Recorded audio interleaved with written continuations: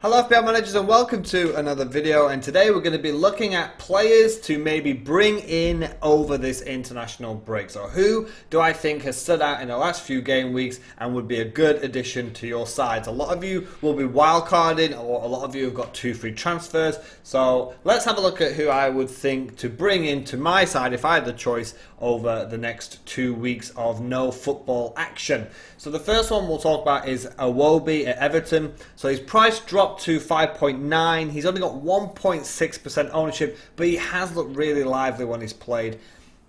He's the cheapest way into that Everton front line as well, and with the performance from game week 4 with him and Keane in the side, I would like to think that he's going to be starting more games now. So he started in the Carabao Cup and he scored. He started in game week 4, he scored. Without Iwobi and Keane in the side, Everton got 1 goal in 3 games. With Iwobi, 3 goals in 1 game. So that's why I don't think that Keane or Iwobi will be getting dropped anytime soon. Everton still also have great fixtures, with only Man City and Spurs, both games at home, being the red fixtures for Everton in the next 9 game weeks.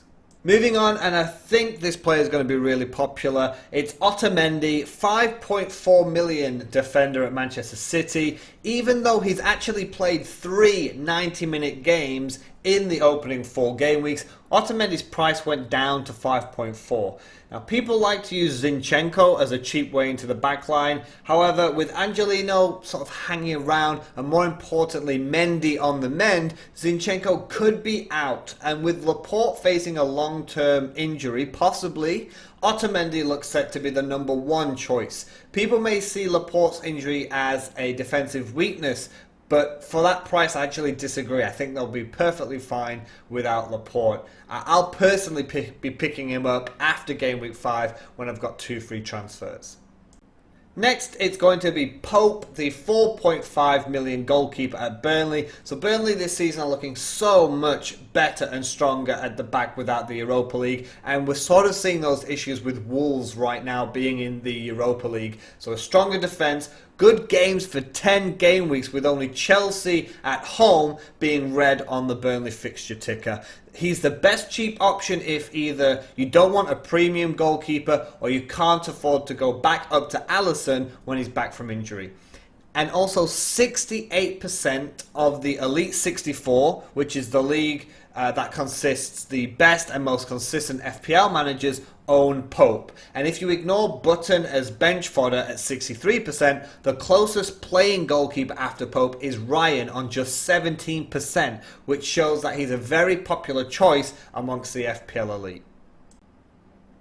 Sticking at the back now, it's going to have to be Trent Alexander-Arnold at 7 million with 24.8% ownership, and Luca Dean 6.1 million at 28% ownership. Now, it is really close between TAA and Dean, and it would be great if you actually had both. Why? Set pieces, crosses, and you can almost rely on their attacking returns as much as their clean sheets. Now, for me, it is between TAA and Luca Dean for the best FPL defender of this year.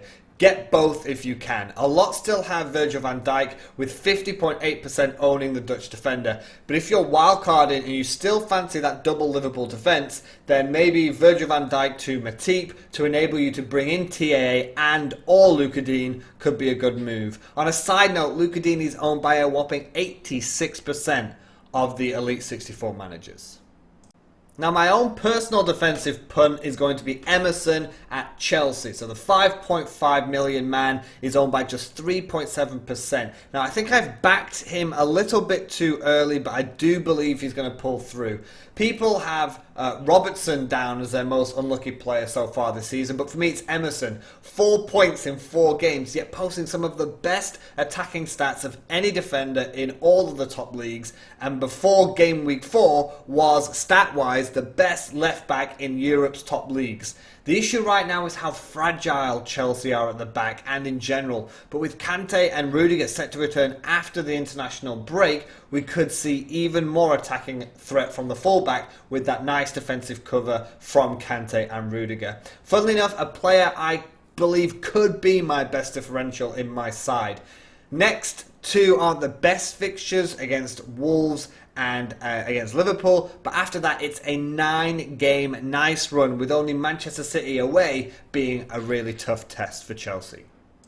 We're looking at forwards now, and Callum Wilson, 7.8 million, just 10.1% now own the Bournemouth frontman, and Hallier at West Ham United, 7.5 million, 5.8% ownership. So Wilson has actually seen 2 price drops despite scoring 5 points in every game so far. Pretty good fixtures for Bournemouth for the next 5 games, where he's at home to Everton, and then away at Southampton, home to West Ham, away to Arsenal, home to Norwich, away to Watford. And West Ham have Aston Villa away, United at home, Bournemouth away, Palace at home, Everton away, Sheffield United and Newcastle at home, and then Burnley away in their fixture run. Both of them are posting good numbers and could be a good option, especially if you're looking to get off Rashford and you don't have that long-term faith in Pukki and Barnes.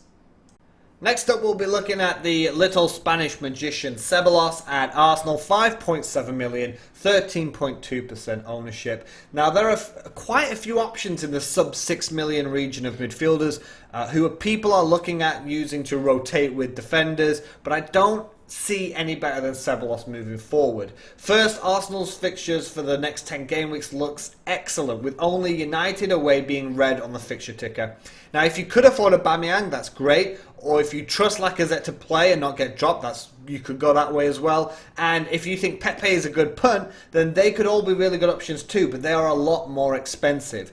In true Unai Emery fashion, he could be dropped at times. However, I believe he will play in the easier games, and when he came on against Spurs, you could see just how much more creative Arsenal are as a side with him in the team. He's already proved he's got potential, and he could be a potential asset in the game when he played against Burnley. And with this run of fixtures, I really think he would be a great option.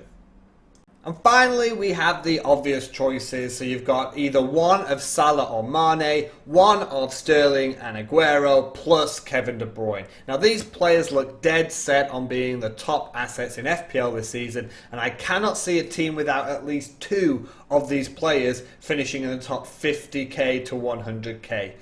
Speaking of top finishes, an incredible 98% of the Elite 64 own Raheem Sterling, 80% own Salah, and 68% own Kevin De Bruyne. These players have looked sensational, and alongside TAA and Luka Dean, I think these are the top players who I would actually consider essential. And I know that word essential is thrown around a lot in FPL, and a lot of us don't like this word, but if I had to make a list of the players that are must-haves, then these would be the players. Not just stat-wise, but also passing the eye test with flying colours. So these are the players that I would definitely advise you to take a look at. Have a look at the stats, rewatch Match of the Day, look on the Sky Sports highlights, and just think which of these players you'd like to see in your squad. If you think some of these players are good options, let me know in the comments below. What players are you guys going to be looking over during the international period? Are you playing your wild card? Do you have any free transfers? Are you satisfied with your squad? Let me know in the comments below. I'll also be looking at players to avoid during this international break, and that video will probably be out next week. So hopefully this has been a little bit useful for you guys. If it has, maybe leave a like, subscribe if you're new, and as always, have a good one.